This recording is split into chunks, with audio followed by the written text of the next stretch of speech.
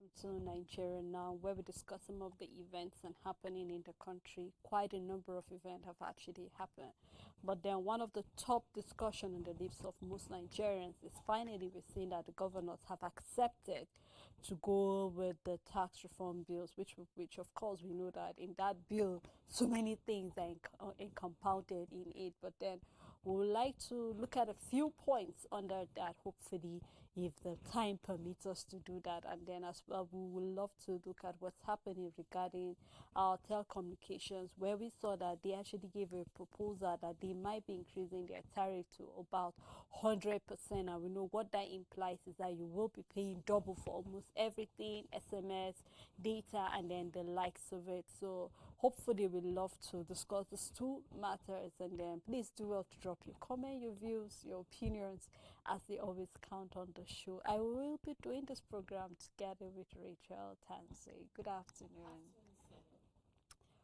All right, let's get discussing, let's get talking about what we would love. And we would love to start with finally we're seeing after the back and forth.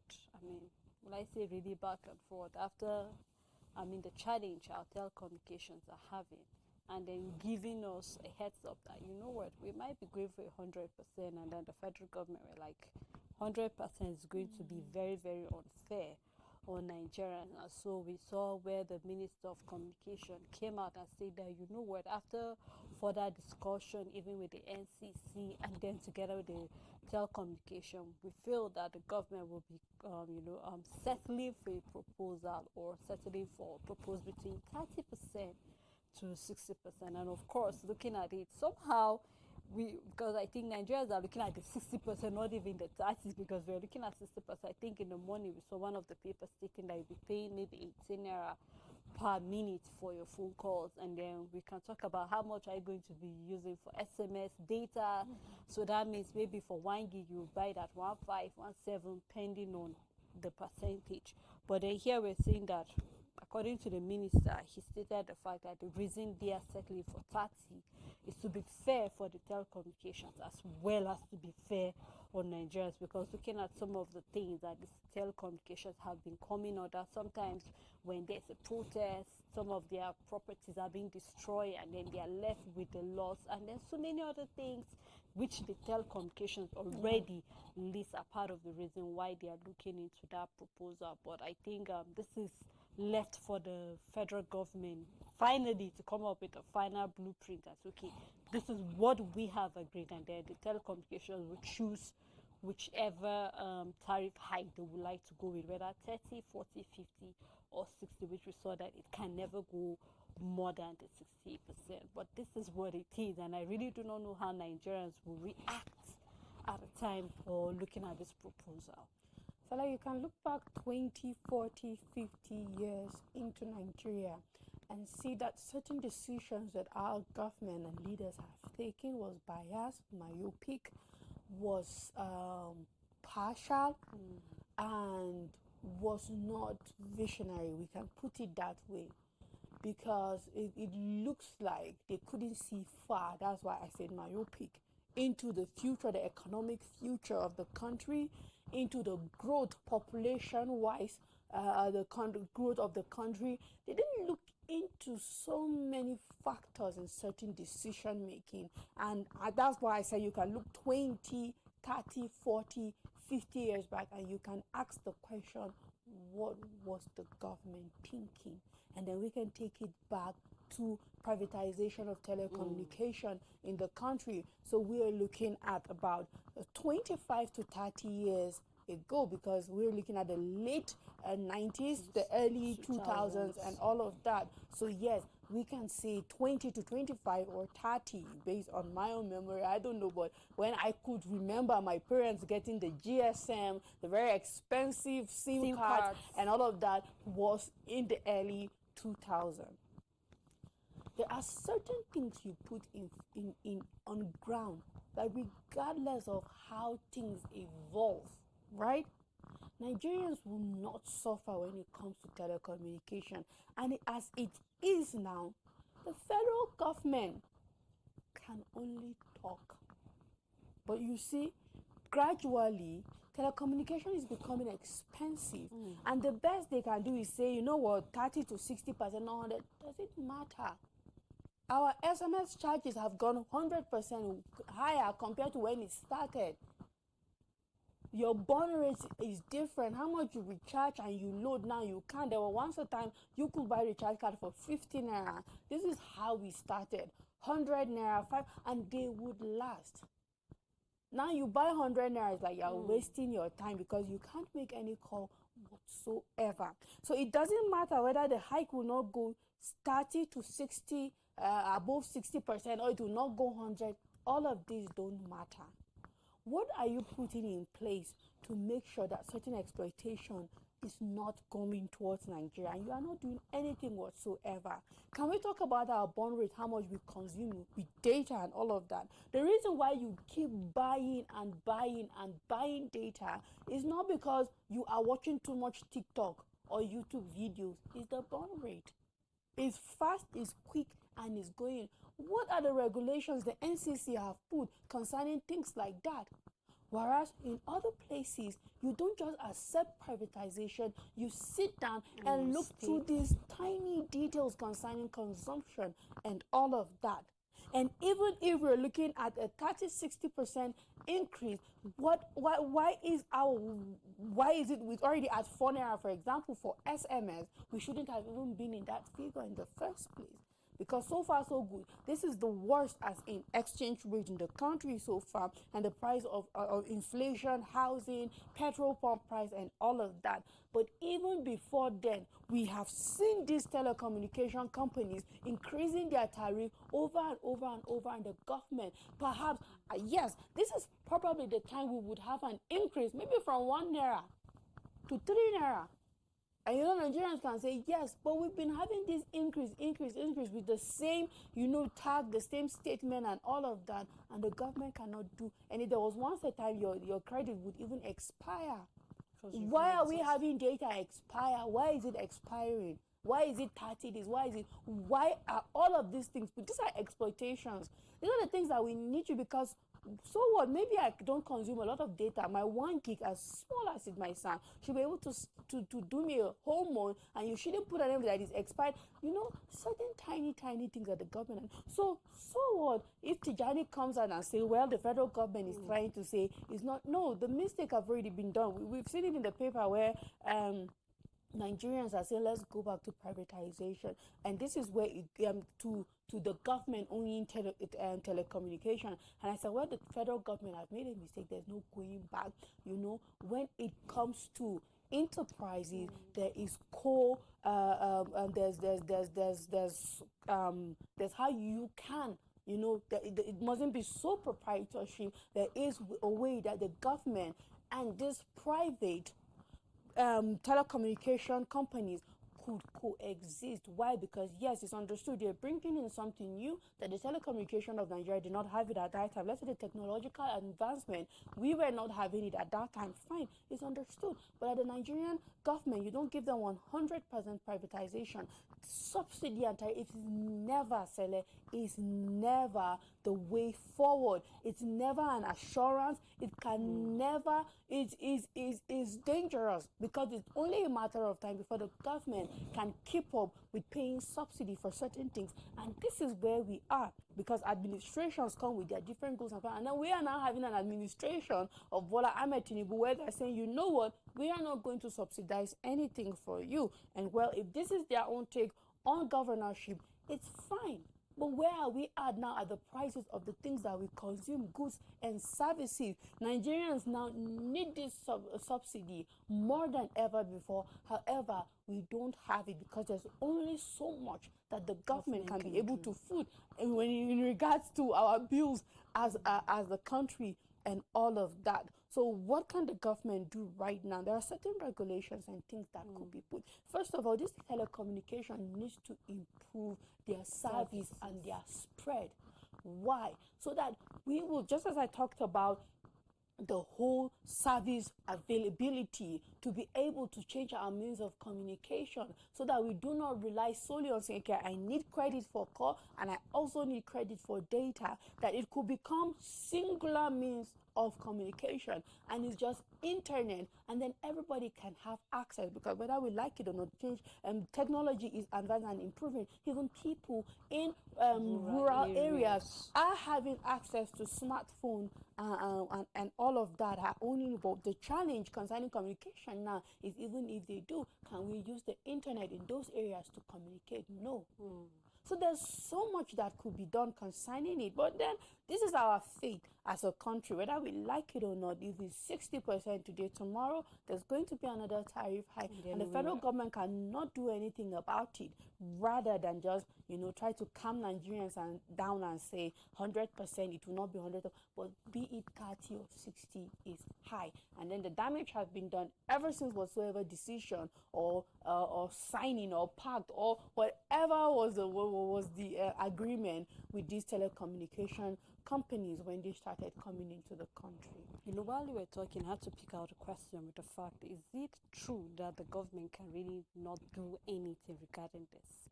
Let's take, for example, one of the telecommunication we use, MTN. Of course, MTN is not Nigerian based. We had a company that came into the country. Yeah. Now, I clearly remember there was a time you and I were having a conversation. We said, for all of these other companies that came into the country to invest, what were the terms of operation that the government actually signed up with this?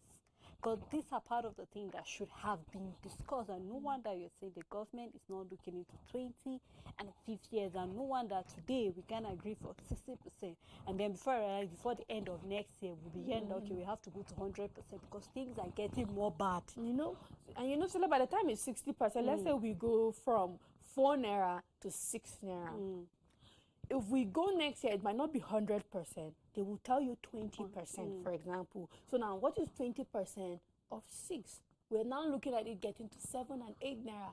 That's how the increase is. Exactly. So no matter how they try to put the increase, we are seeing a hike. And when you made mention of what could the government, and that's why I said what the government could have done, Sele, is what they didn't do 20 years ago. Do you remember multi-links? That is a typical example of how telecommunication should have been, even if we're moving to a digital age, even if we're using cell phones, even if multi-links came in and gave access, unending, unlimited access to phone call. That is how it's supposed to be. So like your house, for example, should be able to pay phone call this thing, even if you're using a mobile phone, also have a monthly plan for television, and everybody will use that same data to make call, to use the internet and all of that, and you move. And that was what multi-links was bringing. It was giving, despite it being a digital this thing upgrade, we're having cell phones and all of that. Multi-links network came with a better assurance of making communication affordable and unlimited. But then what happened?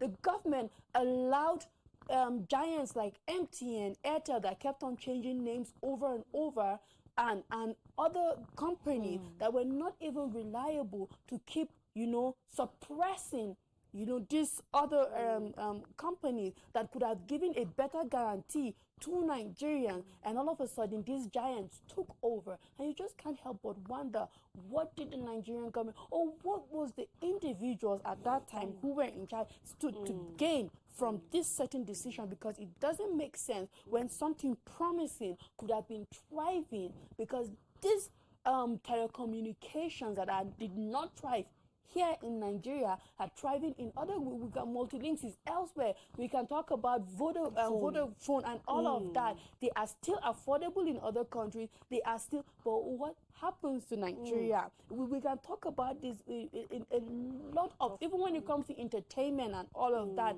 that is the cable and the satellites and all of that.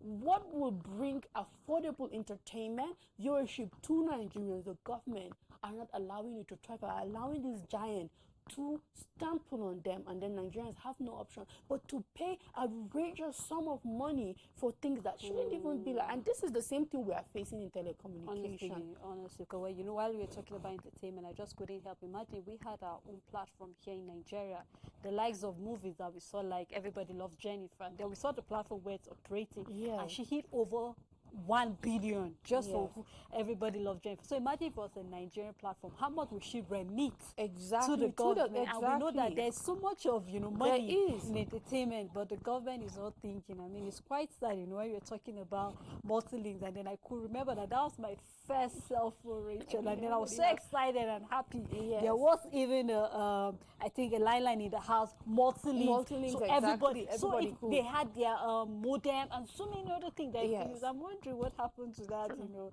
that's but well, that is what it is. Now, still in the same line, talking about tariff and all of that, we saw that finally, after back forth, northern governors saying, no, this is not for us. Okay, we don't understand. Okay, there should be a public opinion about it. We should have Congress. We should have so many other things regarding the tax reform. Finally, yesterday, we're seeing that the northern governors are okay. Yes. We are accepting it. But they clearly stated some of the things that they hope, they propose, will be reviewed in the whole this thing. Yes. And what actually stood for me is the fact that we're talking about there should be no additional VAT. Because we know what that entails is the fact that every other thing that is coming in, especially for those who are in the north, because it Yes. is coming from the northern governors. So imagine goods that have to be, you know, transported from one, maybe from Rivers or from Port Harcourt, which we know is one of those places that are actually benefiting more. Going down to the down north is actually more. So they're talking about let's not have additional taxes and all of this, and so that Nigerians can actually have, you know, a better place and operate. And then so many other clauses, which of course, one of which they said that the concern was describing or actually face up of the third form, which we know that, of course, if you go to most of our public universities, especially, I think over 60% or more of some of the infrastructures and structures we see there are being, you know, done by third form. So what it means is that if you are saying that they should be faced off, then you know that what that means is that we'll not be having anything and none of that. But I really, really hope that this is just proposed. It's just a proposal that they have agreed on. It's not left to the gov for the president, and then going down to their own legislature in the state level. I know when I was looking at the state level, I just couldn't help but remember what the local government autonomy suffered, despite it being passed in the Senate, and then coming down to a state went through so many frustrations because of what the governors will actually benefit or not benefit from it. And then I think we saw some of the proposal that they gave regarding the sharing formula, where they said about 50% equality, 30 derivation, 20 based on your population. So that means the likes of places like Kano will have more because of their population and all of that. But it's still a proposal. But I looking at it, it kind of sounds promising. Kind of sound okay, this is a great idea, but there's more to just what we are seeing, because I think despite the excitement and the northern governors taking their time to ask certain questions, debating about what it will stand for them, what do they stand to benefit, hope they will not suffer, and all of this. I think we discussed this, I think last year or so, where we say this is where we need governors to be open about looking for investors to invest. We have so many vast land, so many of the northern states, but then what are the governors doing with that land? How are you attracting investors to come into it? Talking about whatever resources you're having in your state level. And I think it's one thing for them to embrace it, but it's another thing for them to go back and really sit down and say, okay, what can we do? We say we do not want additional taxes. We want it should be excluded from any other agricultural products and the likes of it. What do we stand to gain, and then what would the citizens, as well benefit from this tax reform? At 7.5% value-added tax is actually high. I don't know where the whole proposal coming about an added value-added tax and an upward review and all of that came from, but we talked about it, how it is not, I mean, 7.5 is high. Hi. Our financial institutions are going to feel the blow, and of course, consumers are going to feel the blow bigger as blow, well. because now we'll have these financial institutions coming back to consumers to be able to keep up with that. Your bank and charges and services is going to change, and all of that. I know how I felt paying 7.5% as value added tax for some of the payments I do online, and it's not funny. As small as it might be, you will see how it piles up and takes your bill from 5,000 to 6,000, and you're like wondering what happened. It's 7.5% that has happened, and all of that. The governors are coming out in general for them to accept this, because I think the sharing formula makes a lot of sense.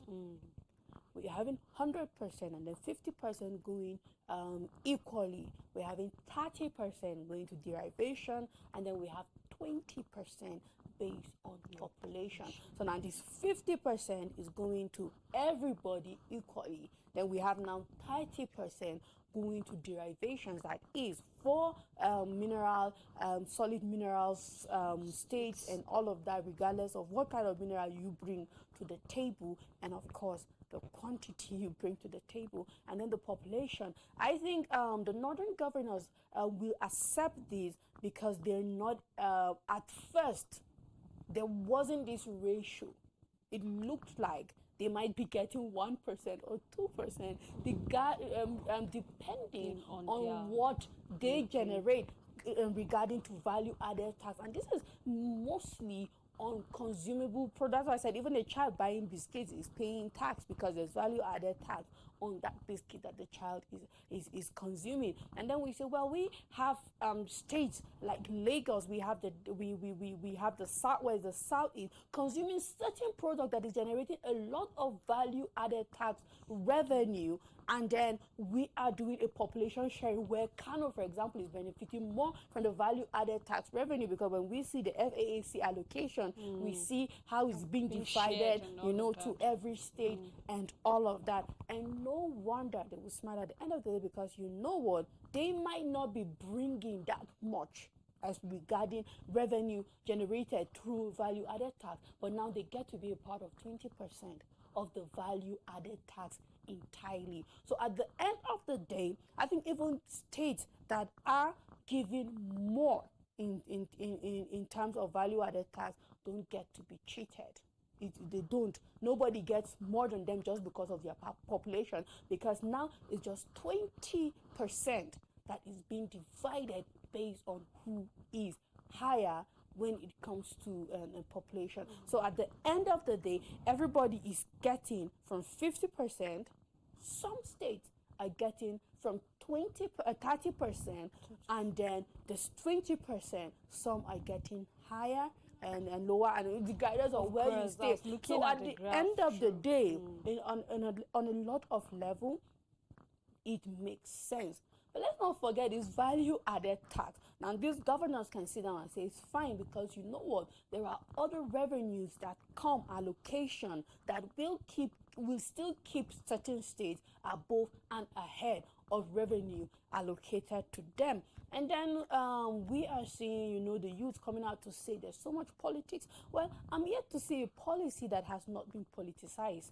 Around the world, politics is your leaders are there because of politics. Every office is a political office and all of that. But the question is this political agenda going to help the people? Is it going to be favorable? Is it a good one? And then that is the angle we are to see if their deliberation, if their thought and implementation is for the entire good of the country, and truly everybody won't suffer at the end of the day. But aside from that, I think it's just, by the way, whether there's politics in play or not, does this sharing formula make sense? And then is it okay that we do not have value added tax? We can say thumbs up to our governors for saying we don't need more, and we hope we stay. But as I would say, this is a presidential bill. So at the end of the day, we know it's definitely going to be passed. And then, but what will be the final outcome of this tax Of course, reform. of This is just the beginning. I think there will still be uproars on certain things and all of that.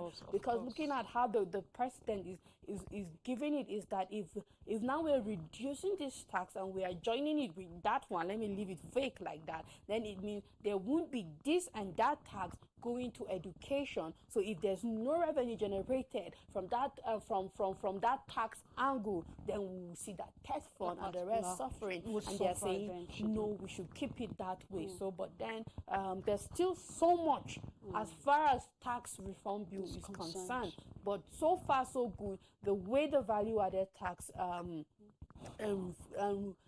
reform bill is going, I think it's in the right direction for now. For now, true. Just like we said, this is just a proposal, so we're yet to have the final say we need. Of course, we know we'll still have wild consultation. Of course. As we're still not very comfortable with the reform as it stands present, the NLC still be skeptical about whether or not they are with it, and we know the way all of this things. So these bodies are quite important for this bill to actually come and actually have grounds eventually. But just like you said, it's actually going the right direction. But we hope that it doesn't suffer frustration eventually, because it's taking too long, the back and forth for this reform. But of course, this is not something we're supposed to be hasty about. It's something we need to take our time, just like we said about the issue of whether the government is interested in the well-being of its citizens or not. What is the implication in the next 10, 20, even 30 years for the country? Are we going to see states getting more developed as a result of that? Because what this proposal means that places like Rivers and Lagos will have their, the money allocation getting to them lower. Places like Plateau will have to increase based on its population or the derivation, what they bring to the table. So this is quite a kind of a twisted way of us look at it. But then let's just wait and see what will be the outcome at the long run. Well, thank you so much, Rachel, for doing this. You're welcome, Sarah. As well, thank you to our viewers and every other person who made this program a success. We look forward again to having this deep and in-depth discussion with you again next week. So please do have a lovely weekend ahead.